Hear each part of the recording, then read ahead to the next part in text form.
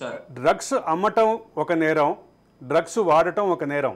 కానీ అవును అనేక నేరాలకి ఈ నేరాలు రెండు కారణం అవుతున్నాయి అనేది ప్రధానమైన అంశం. విశేష్ గారు ఏమంటారు? 100 I will come back to Sridhar. ఖచ్చితంగా ఖచ్చితంగా అండి. ఎందుకంటే మీకు మామూలుగా ఉన్నప్పుడు మనకు విచక్షణ జ్ఞానం ఉంటుంది. ఈ పని చేయొచ్చు, ఈ పని చేయకూడదు, ఈ పని చేస్తే పక్కవాడికి ఇబ్బంది కలుగుతుంది, ఈ పని చేస్తే నేరము, దీనికి శిక్షపడుతుంది, లేకుంటే పెద్దవాళ్ళు తింటారు, రకాల విచక్షణ జ్ఞానం అనేది ఉంటుంది. ఎప్పుడైతే మీరు ఆల్కహాల్ తీసుకుంటారో కొంచెం విచక్షణ నశిస్తుంది. ఆల్కహాల్ తీసుకున్నప్పుడు మనం చూసుకుంటే కొంతమంది 2-3 పెగ్గులు దాటిన తర్వాత నోటి కూర్చొని మాట్లాడటం మొదలు పెడతారు.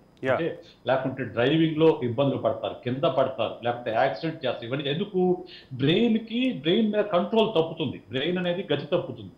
ఇక డ్రగ్స్ అయితే చెప్పే పని లేదు. డ్రగ్స్ తీసుకున్న తర్వాత బ్రెయిన్ పూర్తిగా అవుట్ ఆఫ్ కంట్రోల్ వెళ్తుంది, పూర్తిగా పీక్ ఎక్స్పీరియన్స్ లోకి వెళ్తుంది. అంటే ప్రధానమైన అంటే చాలా నేరాల్లో ప్రాథమిక విచారణలోనే డ్రగ్స్ కానీ గంజాయి కానీ సేవించే ఈ నేరాలకు పాల్పడ్డారు అంటూ ఒక కంక్లూజన్స్ కూడా ఉన్నటువంటి పరిస్థితి.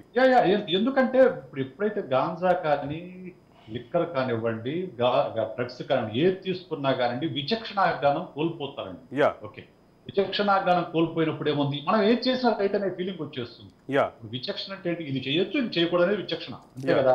అది కోల్పోతారు పూర్తిగా. మనిషి కోల్పోయి తన మనసులో ఏదైతే చేయాలని కోరుకుందో దాన్ని పూర్తిగా చేస్తారు. అందువల్ల మీరు చూస్తే బైక్ విపరీతంగా స్పీడ్ తో రైడ్ చేస్తారు. ఎందుకు?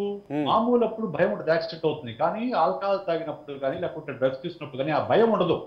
భయాలన్నీ పోతాయి, భయాలన్నీ ఇన్హిబిషన్స్ అన్ని పక్కకు పోతాయి. భయాలన్నీ పక్కకు పోయి మనం ఏమైనా చేయగలము, ఏమైనా సాధించగలమనే ఫీలింగ్ అనేది పూర్తిగా మనసుని, మెదడుని పూర్తిగా